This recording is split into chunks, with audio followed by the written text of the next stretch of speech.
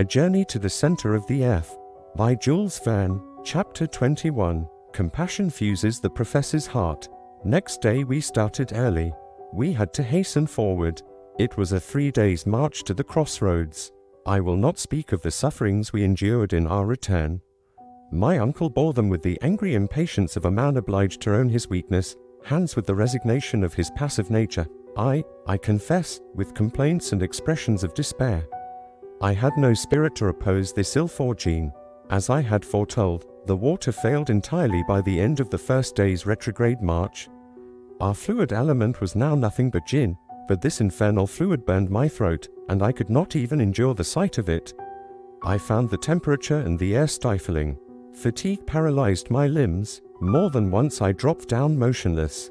Then there was a halt, and my uncle and the Icelander did their best to restore me. But I saw that the former was struggling painfully against excessive fatigue and the tortures of thirst. At last, on Tuesday, July 8th, we arrived on our hands and knees, and half dead, at the junction of the two roads. There I dropped like a lifeless lump, extended on the lava soil. It was 10 in the morning. Hans and my uncle, clinging to the wall, tried to nibble a few bits of biscuit. Long moans escaped from my swollen lips. After some time my uncle approached me and raised me in his arms. "Poor boy," said he, in genuine tones of compassion. I was touched with these words, not being accustomed to see the excitable professor in a softened mood. I grasped his trembling hands in mine. He let me hold them and looked at me. His eyes were moistened. Then I saw him take the flask that was hanging at his side. To my amazement he placed it on my lips. "Drink," said he. Had I heard him? Was my uncle beside himself? I stared at him stupidly, and felt as if I could not understand him. "Drink," he said again, and raising his flask he emptied it every drop between my lips. Oh, infinite pleasure! A slender sip of water came to moisten my burning mouth. It was that one sip, but it was enough to recall my ebbing life.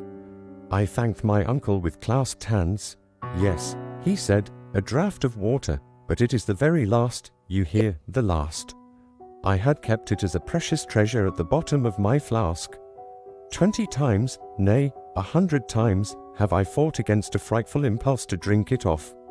But no, Axel, I kept it for you.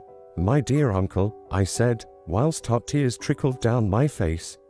"Yes, my poor boy, I knew that as soon as you arrived at these crossroads you would drop half dead, and I kept my last drop of water to reanimate you."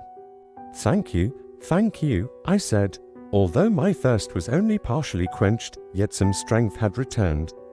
The muscles of my throat, until then contracted, now relaxed again, and the inflammation of my lips abated somewhat, and I was now able to speak. "Let us see," I said, "we have now but one thing to do. We have no water, we must go back."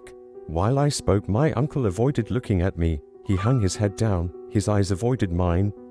"We must return," I explained vehemently. "We must go back on our way to Snæfell. May God give us strength to climb up the crater again." "Return," said my uncle, as if he was rather answering himself than me. "Yes, return," without the loss of a minute. A long silence followed. "So then, Axel," replied the professor ironically, "you have found no courage or energy in these few drops of water." "Courage? I see you just as feeble-minded as you were before, and still expressing only despair." What sort of a man was this I had to do with, and what schemes was he now revolving in his fearless mind? "What? You won't go back? Should I renounce this expedition just when we have the fairest chance of success?" "Never. Then must we resign ourselves to destruction?" "No. Axel, no. Go back. Hans will go with you. Leave me to myself. Leave you here. Leave me, I tell you. I have undertaken this expedition. I will carry it out to the end, and I will not return. Go. Axel, go." My uncle was in high state of excitement. His voice, which had for a moment been tender and gentle, had now become hard and threatening. He was struggling with gloomy resolutions against impossibilities. I would not leave him in this bottomless abyss, and on the other hand the instinct of self-preservation prompted me to fly. The guide watched this scene with his usual phlegmatic unconcern, yet he understood perfectly well what was going on between his two companions. The gestures themselves were sufficient to show that we were each bent on taking a different road, but Hans seemed to take no part in a question upon which depended his life. He was ready to start at a given signal, or to stay, if his master so willed it. How I wished at this moment I could have made him understand me.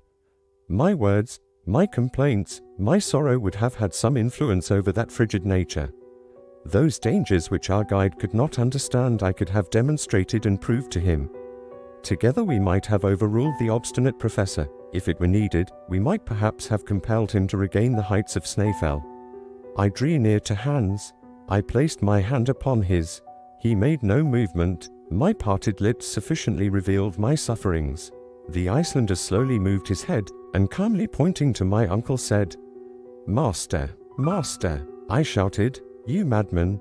No, he is not the master of our life. We must fly, we must drag him. Do you hear me? Do you understand?" I had seized Hans by the arm.